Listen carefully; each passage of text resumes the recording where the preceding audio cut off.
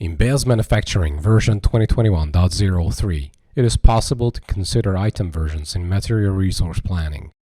Customers who have version control items can now calculate the MRP considering the various versions and the available stock of the version.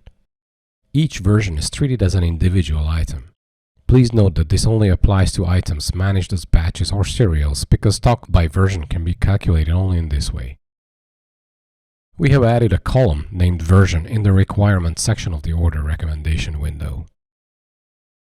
The documents that have an empty version field will take the default version. The origin documents for the item versions considered here are, for example, forecast, sales order, stock transfer request, sales quotation, reverse invoice, purchase order, purchase quotation, or Beas purchase order request. If minimum stock is set, the calculation applies the minimum stock only for the version that was set as default. Please note that inventory information is not displayed by item version in the Buy Warehouse tab.